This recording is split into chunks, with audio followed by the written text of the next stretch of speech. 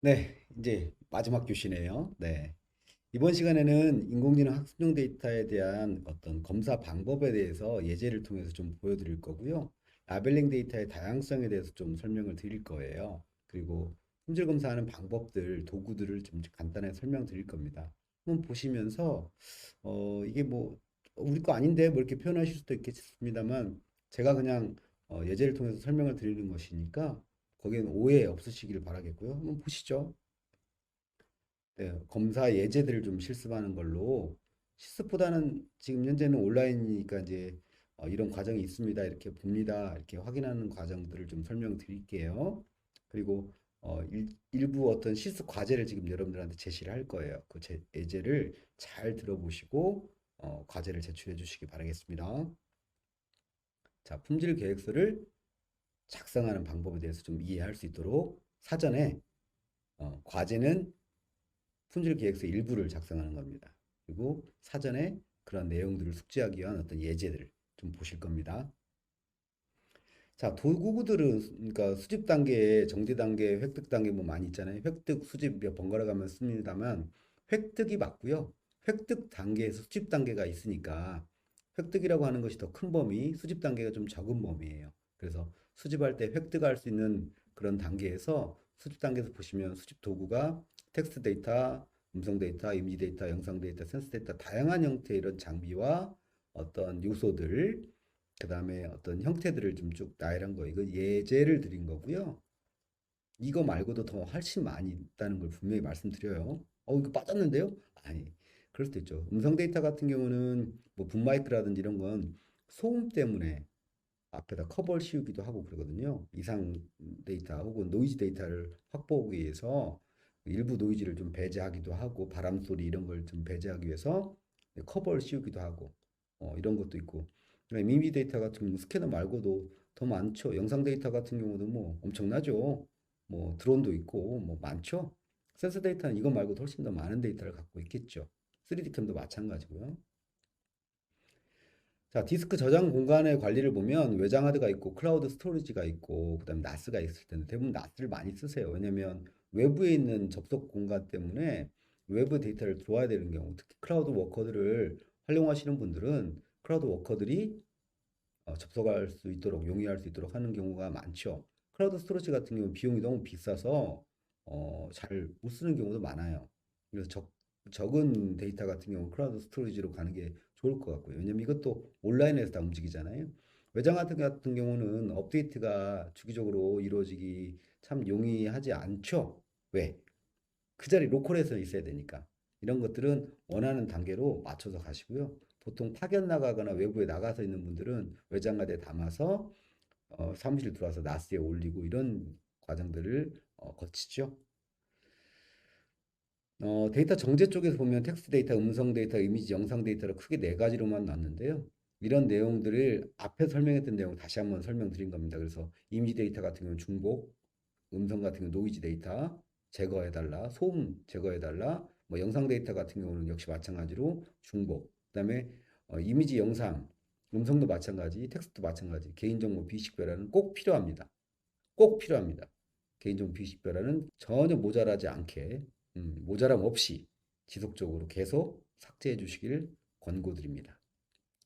자, 도구들인데요. 라벨링 도구는 영상 이미지 같은 경우는 이렇게 무료, 유료가 많아요. 다양한 도구를 활용할 수 있다는 것을 예제로 통해서 알려드리는 것이고요. 저희들이 이제 많이 쓰는 도구는 이제 온라인 같은 경우는 CV8를 많이 쓰죠. CV8가 좀 편하고 구성이 잘 돼 있어요. 그리고 일부 외부 지금 뭐 다양한 기관들도 CV8를 가공해서 쓰죠. 근데 워낙 이게 다양하기 때문에 사실은 이제 손을 많이 가는 도구 중에 하나죠. 온라인 오픈 소스 중에서 좀 잘 되어 있는 많은 영역을 갖고 있는 그렇지만 좀 많이 개발하기 좀 쉽지 않은 그런 영역들입니다. 자, 지금부터는 라벨링 단계 샘플 모음을 좀 볼 텐데요. 바운딩 박스라고 하는 항목들이 있어요. 용어들이죠. 직사각형 안으로 넣는 것. 왼쪽에 보시는 것처럼 색깔별로 뭐 이렇게 오토바이, 뭐 라이드, 모터 이렇게 이거는 업체가 지정하는 거죠. 수행 기관이 직접 지정을 해서 하는 건데 이 클래스에 대한 범위도 사실은 공통 기준으로 뽑아서 하면 참 좋을 텐데 쉽지는 않아요, 이게. 그래서 일반적인 산업 표준의 용어를 좀 써달라고 요청을 하는데, 정말 쉽지는 않네요. 왼쪽 밑에 아래는 폴리곤 영역, 즉 폴리곤은 따는 겁니다, 여백을. 포토샵에서 보통 눕기 딴다고 표현을 하는데요. 그 표현이 그래서 이제 겉에 외형을 따는 겁니다. 폴리라인은 이렇게 선을 긋는 거, 폴리라인 이렇게 선 긋는 거죠. 밑에 키포인트는 이렇게 랜드마크라고 표현을 해요. 얼굴에 있는 랜드마크, 이 사람의 형태를 명확히 알 수 있는 요소들을 점을 찍어서 이렇게 표현해 주는 거, 키포인트라고 합니다. 큐보이드는 박스죠. 박스가 육각형 박스에서 이렇게 다면체 형태로 구성이 되는 겁니다. 바디 같은 경우는 이제 바디 스켈레톤이라고 표현하는데 동작 과정들을 관절이나 움직임을 좀 표현하기 위한 방법들이죠. 달리기 춤, 뭐 팔짱, 뭐 행동, 뭐 여러 가지가 있습니다. 페이스 같은 경우도 똑같이 마찬가지로 이게 아까 키포인트하고 똑같은 랜드마크 형태를 표현해 주는 건데 뭐 얼굴의 특장점을 검출할 때 쓰는 방법 중에 하나입니다. 이미지 자체를 인지하는 방법도 있어요. 라벨링 하지 않고 이미지 자체를 학습시키는 방법도 있는데 이것도 뭐 라벨링이 뭐 필요 없는 과정이죠. 딥러닝 영역의 저 뒷부분에 있는 부분인데 여기는 라벨링 영역을 지금 표시하는 것이라서 페이스 부분으로 이렇게 표시하는 것들 설명을 드리고 있습니다. 핸드 같은 경우도 이렇게 키포인트 스켈레톤처럼 마디 선을 이어서 표현해 주는 거죠. 이런 것들 역시 마찬가지로 라벨링 방식입니다. 보시는 것처럼 곡선과 직선, 전 부위, 관절 부위를 명확히 표현하고 있죠. 자, 이게 바운딩 박스 올바른 예와 잘못된 예인데요. 올바른 예는 객체가 박스 안에 다 들어온 걸 말하는 거고, 잘못된 예는 꼬리가 잘렸잖아요, 다람쥐가. 이쁜 다람쥐가 꼬리가 톡 잘렸네요. 오, 도롱뇽인 줄, 아무튼 동화뱀인 줄 알겠어요. 자, 왼쪽은 이제 여우인데, 여우가 저렇게 객체에 가려서 잘 안 보이는 경우도 있잖아요. 오른쪽처럼 이쁘게 잘 잘라줘야 된다는 거죠, 이렇게. 너무 범위가 이렇게 넘어서는 건 좀 아니라는 얘기를 해요. 근데 이게 필요할 때는 뒷 배경까지 학습이 될 때가 있거든요. 그럴 때는 적절하게 그 기준을 가지고 표현해 주는 게 맞습니다. 무조건 뭐 박스 안에만 들어온 게 좋다라고 얘기하는 건 절대 금물이에요. 그러니까 함부로 기준에 대해서 옳다 그르다를 얘기할 게 아니고 목적에 맞는 형태의 기준인 거냐 그 기준을 놓고 맞다 틀리다를 얘기하는 거죠. 그래서 이게 정답이다 정답이 아니다의 기준은 뭐냐면 왼쪽에 객체 식별을 위한 데이터가 뒤에 백그라운드를 학습시키지 않기 때문에 박스에 정확히 들어와야 되는 거예요. 이해되셔요? 네. 이건 자동차죠. 자동차인데 폴리곤을 땄는데 그림처럼 애기가 그린 것처럼 잘못 따는 것들은 잘못된 거죠. 왼쪽 마찬가지입니다. 왼쪽이 폴리곤을 땄는데 정확하게 라인을 그어주고 표시를 해줘야 되는데 그냥 막 갖다 그냥 점 찍어주는 거죠, 이게. 그래서 잘못된 예입니다. 뭐 바디핸드 같은 경우는 점 포인트 관절을 정확히 했는데 저렇게 이제 꺾어주는 관절 같은 경우는 굉장히 우울해지죠. 바깥으로 저렇게 나갈 수가 없잖아요. 그죠? 이렇게 이게 나가나? 이게 어떻게 찍어야 저렇게 되는 거지? 잘 모르겠네. 이렇게 이렇게 한 건가? 잘 모르겠네. 이게 될 수 있는 즉 형상이 정상적인 상태에서는 될 수 없는 거죠. 밑에도 마찬가지입니다. 뼈가 바깥으로 튀어나가서 이렇게 라인이 그어지는 건 잘못된 거죠. 음.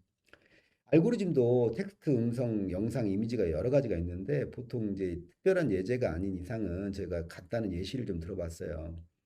보통 그 가장 선호하는 게 텍스트에서는 RNN 계열을 선호한대요. RNN 쪽을. 그다음에 이제 음성 쪽은 LSTM 쪽. 근데 영상 쪽은 페스탈 CNN. 뭐 CNN 계열이 가장 영상 중에서 많이 쓰여요. 이미지 같은 경우는 욜로를 쓴다고 하는데 욜로 4, 욜로 5. 욜로 5는 아직 버그가 많아서 욜로 4를 쓰는 경우도 많이 욜로 4가 욜로 4, 5가 욜로가 좀 버그가 많아요. 그러니까 식별은 빠른데 속도 면에서는 굉장히 빨리 인지하는 그 장점이 있는데 단점은 오탑률이 좀 많다는 거죠. 잘못 분류하는 게 많다는 거예요.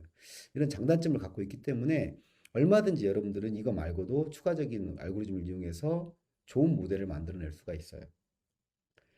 획득 단계에서 보시는 것처럼 원시 데이터 획득이 있고 적절하게 표현하는 방식들이 있고요. 지금 오래 멈춰져 있는 비디오 클립은 중복이 되기 때문에 제외를 하는 게 맞습니다. 즉 중복성 제거를 요청을 할 때 이렇게 하는 겁니다.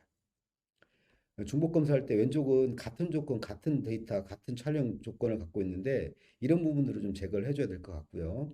오른쪽은 비식별화 해야 되는 부분들이 분명히 존재하거든요. 큰 카테고리에서 지금 설명드린 거지 이거 외에도 정제할 때 더 많은 경우도 있어요. 이거는 그 업체, 수행기관의 과업에 따라 달라지기 때문에 그건 명확히 표현하고 하시는 게 맞습니다. 자, 가공도 마찬가지입니다. 원천 데이터 라벨링을 할때 다양한 도구를 이용해서 각 클래스를 라벨링을 하는데 왼쪽 그림을 보시면 빨간색으로 명확히 다 표시가 됐죠. 근데 오른쪽 보세요. 잘 안 보이시죠? 정확히 이게 뚫어지라 보셔야 될 거예요. 과제 혹은 그 교재 안에 보시면 이렇게 돼 있거든요. 이렇게 차 위로 이렇게 폴리곤이 이렇게 구성되어 있어요. 그래서 미달. 왜냐면 폴리곤은 명확하게 외형을 따줘야 되거든요. 세그멘테이션 하는 방법 중에 하나인데요. 세그멘테이션도 역시 마찬가지로 표현합니다. 인스턴트 표현할 때 객체에 대해서 박싱을 정확히 하고 색깔 표시를 명확히 해주셔야 되거든요. 자, 이것은 이제 AI 모델 학습 쪽에서 이제 보시는 것처럼 다양한 형태의 어떤 요소들이 있어요. 라벨링 형태가. 그래서 학습을 할 때, 기계 학습할 때 파일 길이라든지 영상 길이, 뭐 다양한 형태의 요소들이 있어요. 뭐 그래서 이 부분들이 뭐 있냐 없냐 보시는 것처럼 뭐 자율주행 영상이 뭐 있다, 자동차가 있는데 이걸 가지고 뭐 AI 모델을 한국전자통신연구원에서 이용해서 개발하고 있는 이렇게 무인 자율주행 자동차 기술이 점점 발전하고 있습니다. 애트리카 애트리는 지난해 호출. 스마트폰으로 아무도 타지 않은 자동차를 내 앞으로 부르고 도착한 차에 탑승해 목적지까지 주행하는 기술을 처음으로 성공한 바 있습니다. 네. 이 내용을 들으려고 한 건 아니고요. 해당 내용이 애트리가 이제 기술 자율주행차를 기술을 개발할 때 이 바라보는 모델을 이용해서 한 것들을 지금 설명을 한 거거든요. 그래서 어, 이 사운드 소리가 적냐 안 적냐 뭐 보냐 안 보냐 이걸로 컴플레인 하지 마시고 이런 내용이 있다는 정도를 이해하시기 위해서 제가 잠깐 움직이는 모습을 보여드리기 위해서 말을 잠깐 멈추고 소리가 안 들려도 그냥 이 정도 이런 기술로 AI가 활용되는구나. 네, 학습 방법이 이렇게 파일 길이, 영상 프레임 이런 단어를 통해서 이런 기술을 통해서 잘라서 라벨링이 돼서 학습이 되는 거구나. 이렇게 최종 골은 이렇게 될 수 있구나. 전 시간에 설명드렸던 것처럼 모델이 저 뒤에 서비스 개발 영역까지 염두에 두고 이렇게 같이 라벨링을 같이 해주면 효과적인 모델이 선정이 되더라. 이 얘기를 하기 위해서 한 겁니다. 자, 이것은 통계적 다양성 쪽인데요. 이게 TTA 기준이에요. 5가지 검증 항목이에요. 그래서 여러분들은 직접적으로 NI 사업을 하시는 분들이라면 직접적으로 관건의 요소 있죠. 판단 기준이 되는 거죠. 우리 과업에. 자, 그래서 통계적 다양성, 구문 정확성, 의미 정확성, 학습 유효성에 그 항목들이 설명이 이렇게 들어와 있습니다. 그래서 어노테이션 데이터의 형식 및 값이 원래 설계에 부합하는지 판단하는 것이 바로 구문 정확성이고요. 이게 아까 그 구조체 형태, 이따가 한번 데모를 보여드릴 건데 그런 구조체 형태를 검사하는 거예요. 이건 기계적으로 검사하는 게 맞고요. 사람이 검사하기엔 좀 힘들어요. 그런 부분이 있다. 도구를 좀 쓰는 게 편하다. 의미정확성 거의 유관 검사가 많죠. 물론 자동화 검사가 도구가 있는데 어떤 게 나쁘다 좋다 보다는 되도록이면은 자동화 검사를 해더라도 유관 검사가 필히 들어와야 되거든요. 아직까지는 AI가 AI를 학습해서 AI를 통해서 AI로 판단하는 과정이 쉽지 않아요. 그래서 영업을 하기 위해서 자동화 도구를 팔기 위해서 막 할 수는 있어도 대량적인 즉 많은 데이터가 있어서 데이터를 뭐 걸러내야 될 때는 자동화의 도구가 일부가 필요할 수도 있겠습니다만 저는 전수 검사를 요청할 드립니다. 단계별로. 음. 그 시간이 한꺼번에 지도해서 한꺼번에 몇만 건을 한꺼번에 하려면 힘들겠지만 단계별로 쭉 진행이 되면 편하거든요. 그 부분을 좀 미루지 말고 하시면 사실은 자동화 도구가 필요 없을 수도 있어요. 근데 이제 대량 말 그대로 막 엄청나게 많은 데이터가 올 때는 자동화 도구를 쓸 수도 있겠죠. 그거는 상태에 따라서 고려해 보시면 좋을 것 같아요. 학습 유효성도 목표치에 명확하게 도달할 수 있도록 하는 정밀도, 재현율, 일치율, 정확도 이런 요소들을 하는데 그 요소에 맞춰서 뭐 MAP, 뭐 AP, 뭐 IOU 이런 용어들이 있습니다. 용어에 맞는 측정 지표들이 있는데 인터넷 뒤지셔가지고 리서치하셔서 우리 과업에 맞는 측정 지표를 선정하시는 게 좋습니다. 자, 측정 방법은 뭐 구문은 도구를 이용하는 게 맞고요. 의미는 전문 영역이기 전문가 활용해서 작업자 소침까지 같이 겸하는 게 좋습니다. 유효성 같은 경우는 또 역시 마찬가지로 소프트웨어 도구를 이용하시는 게 좋습니다. 자, 이거는 이제 제가 화가 나가지고 말 그대로 열받아가지고 이제 만들어 놨던 거라서 차크라 AI 검증 도구라고 해서 저희가 이제 비트레스가 자체적으로 만든 겁니다. 만들어서 음, 좀 쉽게 좀 접근할 수 있도록 그다음에 특히 도구에 종속적이지 않는 라벨링 도구에 종속적이지 않고 구문 정확성도 되도록이면 TTA 용어를 명확히 이해하고 정확하게 오류를 측정해내기 위해서 만들어냈던 도구입니다. 한번 간단하게 데모 한번 보실래요? 네, 이런 도구인데요. 한번 보시겠습니다. 자, 이 도구를 보시면 뭐 검사를 하고 저희는 이제 방법이 여러 가지인데 스크립트를 이용하는 방법이 있고 까만 창, 커맨드 창을 이용하는 방법이 있고요. 지금처럼 구문 정확성을 미리 작성을 해 놓잖아요. 수행 기간이 이렇게 이 부분을 엑셀 시트에 있는 부분을 카피를 해서 복사하고 저희가 이제 저희 도구에다가 갖다 붙여넣는 과정을 하거든요. 이렇게 시트에다가 똑같이 1번에다가 놓고 붙여넣기 합니다. 붙여넣기 하면 이게 끝나죠, 이제. 딱 끝나면 이제 이거를 다 들어와 있어요. 다 들어와 있는 거 확인하고 그다음에 이제 검사를 해야 되겠죠? 근데 이제 문제는 얘는 규칙이니까 규칙 말고 실제 제이슨 파일이나 XML 이런 구문 있는 부분을 이렇게 항목을 찾아요. 찾아서 그 디렉토리 통째로 불러들이죠. 그래서 이런 부분을 검사할 거야. 그래서 그 항목 디렉토리를 선정하면 얘가 이제 다 불러와요. 그래서 10개, 뭐 100개, 6,000개, 10,000개 다 불러오죠. 불러오는데 별로 안 걸려요, 시간.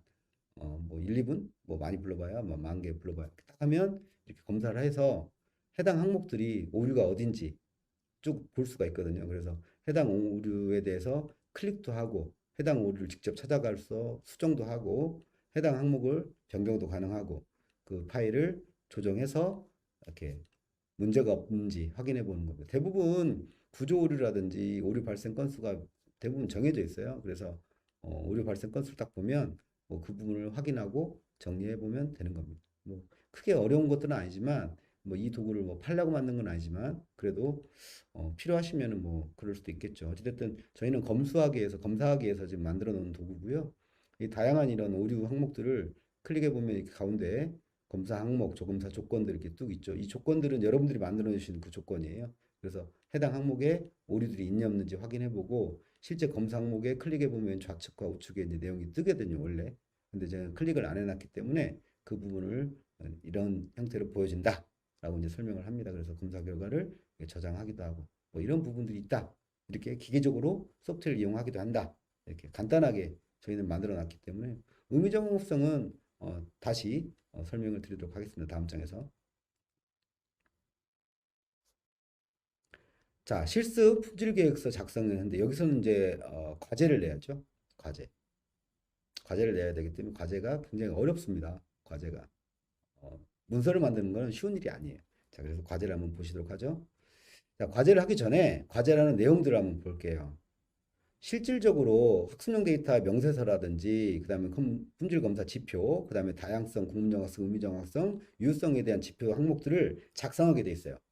품질 계획서 안에는 그 내용들을 작성을 시킬 겁니다. 어떤 특정 목적을 주고 여러분들한테 예시를 주고 그 안에 내용을 채워 넣으세요라고 할 거예요. 자, 보통 포맷은 데이터명 이런 식으로 되어 있어요. 데이터명은 제가 예제를 드렸던 그 데이터명을 써주시고요. 구축 목적도 그 안에 내용을 보시고 적절하게 써주시고 방법도 라벨링 할 건지 키포인트 할 건지 폴리곤 할 건지 여러분 직접 선택하셔서 이건 하시고 종류도 JPG로 할 건지 PNG로 할 건지 그건 여러분 직접 선정하시고 라벨 데이터도 JSON으로 할 건지 XML 할 건지 직접 선정하시고 클래스 수량은 명시되어 있는 RFP대로 제가 제공하고 있는 과제 RFP대로 그 명시해 주시고 데이터 예시는 뭐 원천 라벨 데이터 이렇게 해주시면 됩니다. 자, 예제를 한번 볼까요? 이 검사 지표는 다양성 항목이 있는데 이 다양성도 여러분 직접 작성을 합니다. 다양성은 클래스별 객체가 뭐고 객체 크기가 어떻게 되고 뭐 작은 거, 큰 거, 침엽수, 화렵수, 그다음에 무슨 나무 객체가 나무가 종류가 많잖아요. 가로수가 제 과제가 이제 가로수인데 이 객체 클래스에 맞춰서 객체는 예를 들어서 뭐 인터넷 뒤져보시면 기준이 있어요. 가로수. 가로수 심었던 기준들이 은행나무도 있고 뭐 많아요. 화렵수 중에서도. 그 크레스트가 예를 들어서 은행나무 80% 비율이 뭐 80, 뭐 그다음에 뭐 소나무가 뭐 10, 뭐 이렇게 그 비율을 여기다가 만들어 놓은 겁니다. 객체 크기는 뭐 그래서 큰 거, 작은 거 이렇게 표현할 수도 있고요. 뭐 연령 분포 이거는 의미가 없어요. 이 다양성은 여러분들이 직접 항목을 기입하시는 거예요. 날씨는 뭐 비 오는 날, 바람 부는 날, 눈 오는 날 이렇게 날씨 분포를 할 수도 있죠. 아침, 점심, 저녁. 이것도 다양성에 포함되네요. 직접 여러분들이 작성하시는 겁니다. 이렇게 오른쪽처럼 맑음, 흐림, 눈, 안개, 비를 이렇게 비율을 이렇게 정해놓은 거고요. 구문정확수는 거의 99.9% 나와야죠. 의미정확성은 바운딩 박스 할 때는 바운딩 박스에 맞춰서 키포인트한테는 키포인트에 맞춰서 분류라벨 정확도에 맞춰서 뭐 각자 하시면 됩니다. 그래서 보시는 것처럼 F1 스코어를 할 건지 정밀도를 할 건지 재현율을 할 건지 아니면 외부에 있는 걸 컨트롤 C 컨트롤 V 하셔도 돼요. 많이 어려워요. 미리 말씀드리지만 허투루 들으셨다가는 이거 뭐지? 과제 다 포기할래. 그러지 마시고 뭐든지 내세요. 괜찮아요. 해봤다. 고민했다. 칸이 비어도 되니까 내가 이걸 작성해 보려고 노력을 했다를 저한테 증명을 해주세요. 이름만 넣고 다 비워도 상관없어요. 제출해 주세요. 그러면 판단해 볼게요. 자, 유효성도 마찬가지. 유효성은 그냥 이건 대부분 그냥 갖다 베끼시는 게 좋을 것 같고요. 자, 통계 분석하는 방법들이에요. 이거는 그대로 갖다 붙여도 돼요. 대신 성별 연령이 없는데 뭐 내가 젠더를 왜 써요? 우리 가로수잖아요. 가로수는 클래스 코드는 돼도 성별 연령 분포가 아니잖아요. 그죠? 그러면 뭐 위치 분포할 수도 있겠네. 위치가 뭐 서울 이렇게 할 수도 있죠. 그럼 여기는 위치가 로케이션. 뭐 예를 들어서 구면 구 이렇게 쓸 수도 있겠죠. 날씨 분포 웨더 이렇게 되겠죠? 이 영어는 원래 개발자가 하는 것이기 때문에요. 틀려도 됩니다. 이 타입도 틀려도 됩니다. 단지 우리가 이 영역 항목을 쓰려고 노력했다. 이게 중요한 겁니다. 자, 라벨 구조도 컨트롤 C 컨트롤 V 해도 괜찮아요. 저 이거 안 봐요. 안 따져요. 대신 이 항목들이 어떤 항목인지 고민을 해달라고요. 이 이미지 아이디가 있고 너비가 있고 높이가 있고 팔명이 있고 라이센스가 있고 이렇게 촬영 일자 있잖아요. 이런 것들 그냥 이거 갖다 그대로 복사하셔도 돼요. 단지 이런 항목들이 존재하는구나 정도를 이해하시라고. 구문정확성 때. 아시겠죠? 네. 라벨 용수 마찬가지입니다. 구문정확성 똑같은 얘기입니다. 타입이나 이런 것들은 뭐 필수 여부예요. 이거 꼭 학습시킬 거야. 이건 학습 안 시켜도 돼. 이런 것들이 있거든요. 메타데이터 꼭 들어와야 돼. 그럼 Y를 넣어야죠. 학습시킬 거면. 근데 안 들어와도 돼. 그러면 학습 안 시킬 거야. 물론 다 학습은 합니다. 하지만 꼭 학습해야 될 것들이 있어요. 그래서 그런 부분들을 찍어주면 얘는 필수 항목으로 학습을 하죠. 이런 부분들 있다 정도 기억을 해두셔요. 이거 어떡하지? 멘탈 나가지 마시고. 의미정확성은 이거는 좀 어려운 영역이긴 하지만 그래도 이건 그냥 갖다 그대로 복사하셔도 됩니다. 단지 여기는 틀려지겠죠? 여기는 즉 항목명, 라벨 유형, 라벨 대상, 그다음에 라벨링 방법, 특정 지표는 여러분들이 바꿀 겁니다. 여러분들이 바꿔야 됩니다. 왜? 각자 다를 거거든요. 나는 바운딩 박스로 할 거야. 그러면 라벨 유형이 바운딩 박스예요. 나는 폴리곤으로 할 거야. 그러면 여기 폴리곤으로 바꿔야죠. 나는 라벨 대상이 객체가 뭐예요? 가로수잖아요. 가로수 중에 나는 화렵수 중에 뭐 침엽수 중에 이거 가로 열고 이렇게 객체를 쓰고 가로 열고 가로수하고 뭐 라벨 대상이 가로수하고 가로 열고 뭐 화렵수 아니면 은행나무 이런 객체명을 써주는 겁니다. 아시겠죠? 네. 이 뒷부분은 그냥 똑같이 카피하셔도 돼요. 지금 과제를 설명드리는 겁니다. 학습을 하는 게 아니고요. 과제를 하기 위한 방법을 얘기하는 거예요. 자, 클래스도 역시 마찬가지로 아까 말씀드렸죠? 클래스 뭐예요? 은행나무면 은행나무 명을 써주는 거죠. 은행나무 클래스 1에다가 은행나무 검수 기준은 뭐 예제를 드는 거죠. 그림 이미지를 인터넷 뒤지셔가지고 박스 하나 만드는 거예요. 품질 관리 기본 과정에서 바운딩 박스나 폴리곤 따는 거 배우셨을 거예요. 그거 없으면 이 과정을 들을 수가 없죠. 그리고 혹시 그거 안 들으셨고 이걸 들으셨으면 다시 들으세요. 음, 다시 들으세요. 과업의 수료가 중요한 게 아니고 이 수업을 들음으로 해서 이해도가 높일 거면 해보시라고 말씀드리고 싶어요. 그러니까 품질 관리의 기본 과정 쪽을 한번 들어보시고 거기에서 오류 과정들을 인터넷 뒤지셔가지고 예시를 이렇게 들어놓으시는 거죠. 자, 오태깅이 뭐고, 과태깅이 뭐고, 미태깅이 뭐. 미태깅은 아무것도 아는 거예요. 과태깅은 은행나무만 하기로 했는데 은행나무 옆에 막 사람도 하는 걸 과탱이라고. 오태깅은 은행나무 밑에를 이렇게 해야 되는데 막 도로까지 막 이렇게 번지게 바운딩 박스를 해버린 거지. 멀리까지. 이런 걸 이제 오태깅이라고 해요. 이런 걸 다 정리하시는 겁니다. 여러분들이 직접.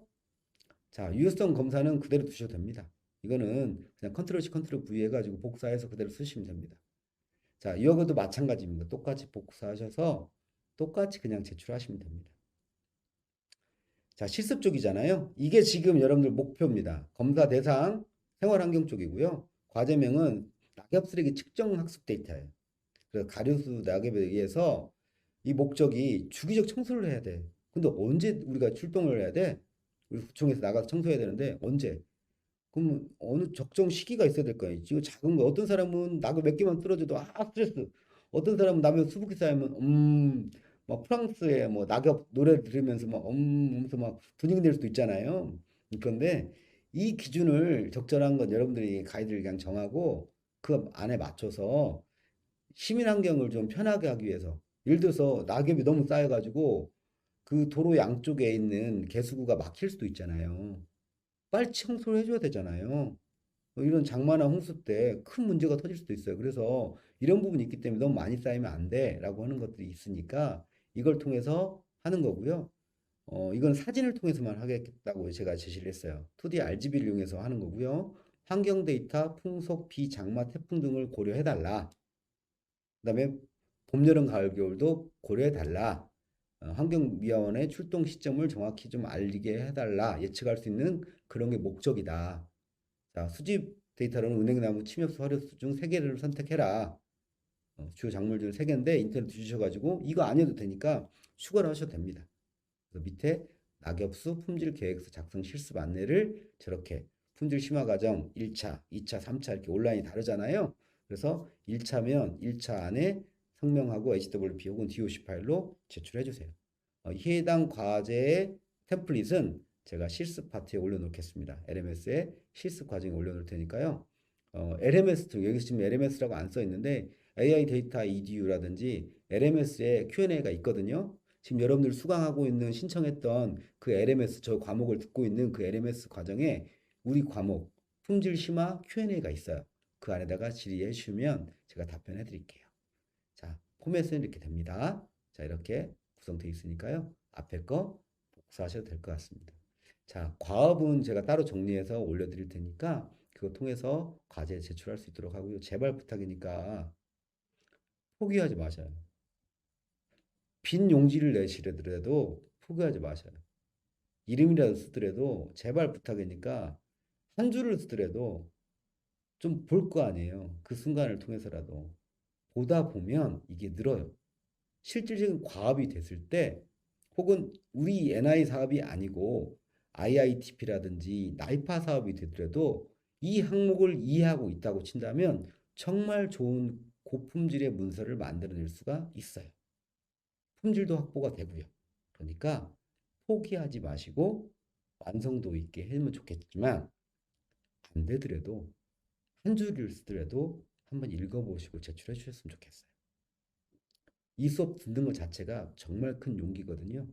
그래서 여러분들 전부가 다 수료될 거라고 저는 확신을 해요. 물론 과제를 낸다는 전제 조건이지만 과제에 연연하지 마시라고. 과제를 한 줄만 쓰더라도 제가 과업 듣는 걸 통해서 충분히 인지하고 있으니까 제가 관대하게 생각해 보도록 하겠습니다. 오랜 시간 동안 고생하셨고요. 참고자료 다음과 같고요. 질의응답은 아래 사이트 혹은 LMS 사이트를 통해서 요청 주시면 답변 드리도록 하겠습니다. 장시간 고생하셨습니다. 수고하셨습니다.